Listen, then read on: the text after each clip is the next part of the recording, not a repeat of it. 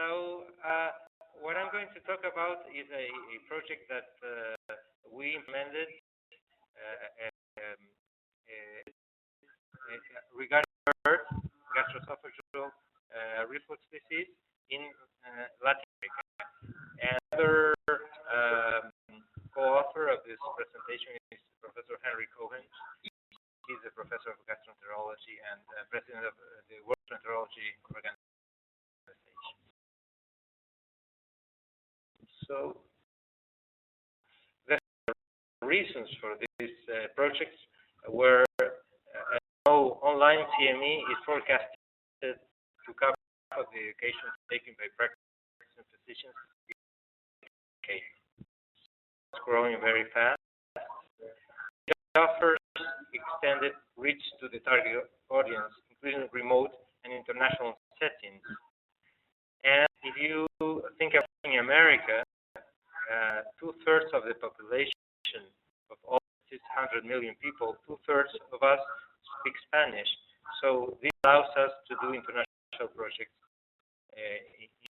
which are much easier to implement than, for example, where you have so many languages.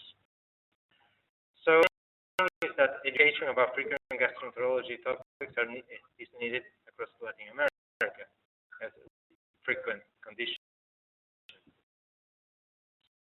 If you go to the bottom, right next to Argentina is Uruguay. That's where I am right now. And if you take a look at the map of Latin America, you have polar to tropical climates, development, but still coming from Spain and Portugal, and supranational institutions and traditional leagues among the which allow to do international projects in the region and also with Spain and Portugal. These projects were to implement and evaluate a blended CME intervention related to GERD across 5 in Latin America, which are Mexico, Colombia, Venezuela, Argentina, and Uruguay. And into consideration the particularities written language. Just one thing, that language, even though we speak Spanish in the 5 countries that I mentioned, Mexican Spanish and Uruguay or Argentinian Spanish is very different, although one very perfectly. It is different the way we speak it, not the way we write it. So language is something that, if you think about American English, Australian English, or within the same thing. Same thing happens with Latin America. So to do something that is interesting for the local country physicians, you need to take consideration language if it's the same language. CME accreditation systems of care, which are very different across even Argentina and Uruguay are very close and similar in aspects. Still, care are very, very different. And also the use of information technology by physicians, which is becoming rare for this kind of project because everybody's pretty much connected also with the cell phones, smartphones, etc. Not only by with the laptops. The background. We consider the literature and research and also the adult education framework to the same impact as Mansour reviewed in their in 2007. That's what we try to do. We try to do needs-based clinical cases. In this case, multifaceted by live and internet-based activities, and multifaceted in lecture cases, videos, point over audio, etc. one day event. It's something that occurs over the case. Evaluation, including of course coordination and not gain, but also commitment to change contracts, which is something that I don't know about. But at the end of the CME event, a series of events, we ask them, what will you change your practice based on what you have learned in this course? And you follow up with the other individual change decisions 3 months later, and ask them if they were able to implement the changes or not. And this is an education, and it's also a reminder for their own commitments. So it's part of prevention, but it's also research has shown that commitment to change and in practice are a correspondence between. As a background, what I talked about, neologism, the global approach, which you have a global design and a local implementation. I didn't invent this. So, working in Puerto Rico since 2007, in Puerto Rico, hours by plane away from Europe, we learned to do remote work. Coming from also with from Argentina, taken to Puerto Rico, to local needs. Even though we worked from Uruguay, most of the work was done here. It was, as I said before, the language, the culture, etc., was taken into consideration. That's what we try to, in our scale for this course, because 5 countries this time, not one country, like in Puerto Rico. So, what blended CME intervention with World Gastroenterology Organization, the educational grant from AstraZeneca, Latin America. And synchronous launching events, which were either face-to-face, live, or via internet, and a 2-month synchronous phase via internet with materials, written and audiovisual, as I said before, as well as committed to change contracts. It was a total of 4 hours of study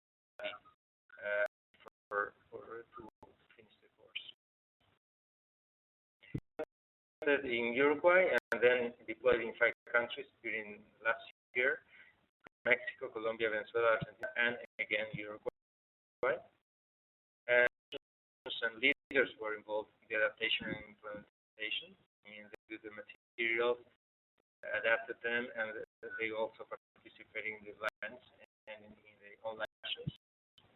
And when local CME accreditation was obtained, and participation was free for invited physicians, which has something to do, also important to understand this, in order to understand participation and dropouts. An example of the trainer session in Venezuela. To the left, education went to Venezuela and to the other countries as well, to the local leaders, the gastroenterologists in Venezuela, in this case, to be able to implement the course. In this case, what they did was the last trip in 3 cities, in Caracas, in Valencia, Maracaibo, and signed and they were trained to participate in the course, which has a more complex design than the usual courses that these experts are used to doing. So, for example, of a launching event in Uruguay with the expert, in this case Professor Cohen, which is from our country. But we, as I told you, landed in Venezuela in several places, so we trained the experts, but we did blended events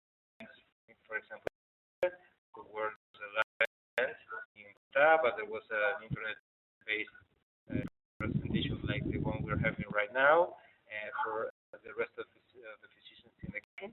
So we designed, according to the logistics that we were able to, we designed a different launch for each of the local physicians.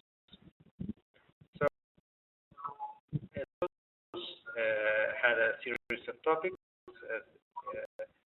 about the introduction, how and when to start treatment, other manifestation, viruses, esophagus, and particularly treatment of proton pump inhibitors and side effects, so on, so, of chronic use, etc., so that people are aware of all the management of these patients. So, just some examples of the weekly updates by email of the new topics that were the start. We participate in the WG and also videos, etc. Daily summary by email. If they didn't go into the campus, they get a summary of the discussions too. This implementation that I just showed you the design. The quantitative about participating knowledge gain from pre to post test, use the same test. Satisfaction and from participants and country experts. 3,110 physicians were invited to participate. 143 started the course. So, most of the study materials and in the clinical discussions in the platform. So, those who started the course completed course requirements and obtained the diploma. Both test results went for 62% from the for the post test, which of course after this intervention, 3% have commitment to change statements were course objectives because sometimes just commit to things that are part of the objectives, but in this case 93% were. I'm going to show you the topics in a moment. And was high both among attendees and also country experts. They impressed in doing something that was different from what they usually teaching. Qualitative evaluation, the commitment to change statements. Here, 26% were related to diagnosis, 19% therapy, follow-up, rational diagnostic procedures. As you know, for management of these patients is complex. So to know when to do an empirical treatment, and when to do a diagnostic process, when to do a follow-up for that, it's not simple. Also, was statements and timely consultation with specialists only 4%, because you may imagine this course is mainly directed for general physicians, and part of the difficult cases they need to understand when to derive to consult. But there was 4% for this, and were not to the course objectives. So, after this project, first, as you imagine, a population of regarding gastroenterology topics is something that easily did this for pediatricians. We have some common gastroenterology conditions for pediatricians after this course, but we're also doing a couple of different gastroenterology as a follow-up for that surgery. For example, clinical simulations on GERD. This is just an example of the first stage of a regarding with this condition, and you transfer this graph in this case until you reach an end, which may be good or bad, and you may start if you didn't do very well. We're working with gastroenterologists on situations in a similar tool that we have used for the CDC and dengue with that constructs clinical simulation. We're using the same with the gastroenterologists. Another thing that we're doing, actually this is currently happening right now, this week, is the extended Congress, something that we are doing right now with GAIN, but in the sense that you can have remotely attending a Congress, and you can have the of a live Congress participating the internet. So we're doing this with the gastroenterologist and using more of a social platform instead of a learning management system as we usually use. This is something that's happening right now. So a multi-country CME course across Latin America, global design and local implementation feasible with all the scale of the model for the work that we've been doing for Puerto Rico for several years, feasible and with minimal change.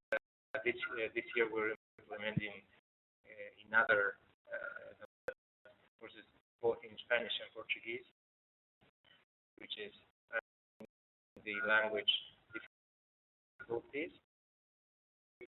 To ensuring registration of physicians who are willing to start and then complete the CME program.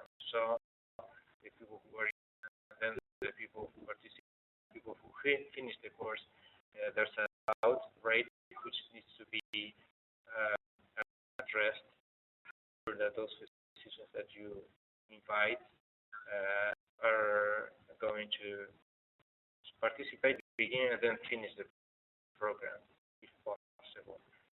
So that we can leave for the discussion. And now I think time, and I'm ready for comments and questions. Great. Let me see if I can.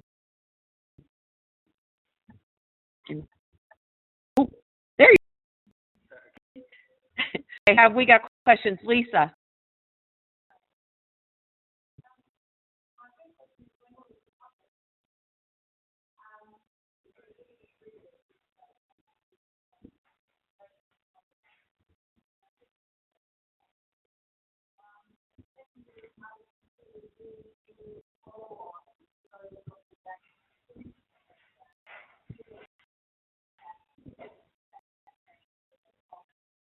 Not hearing. So the first question was, she wants to know when it's going to be published.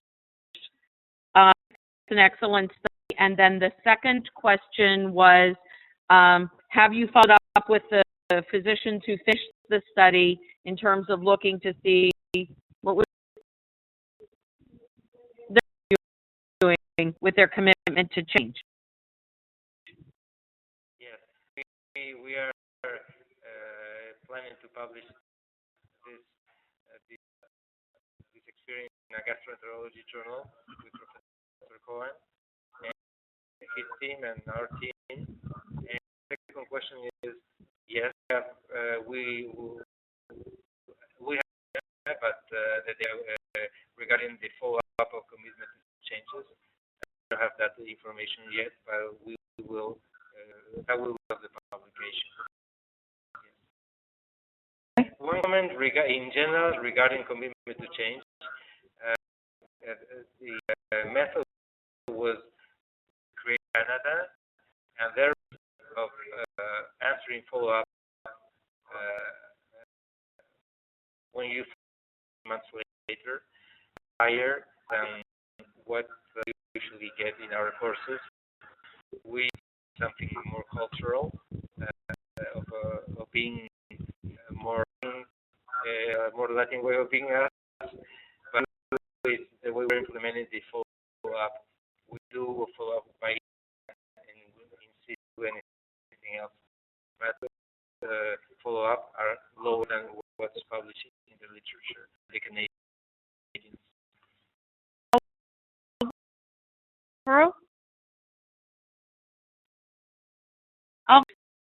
Exciting to be able to do this by WebEx. So I thank you so much for helping us work this out. We have 2 days, and it's about 5. We're going to get ready to go and later. So thank you so much. I will be in touch with you soon. Yes, well, thank you. I heard the applause. Yes. Great to participate from here, and for us it's lunchtime, so it's and it's too bad I'm not there to have dinner with you. We miss having you here, so congrats on a great presentation. Thank you. Thank you. Bye-bye. Bye.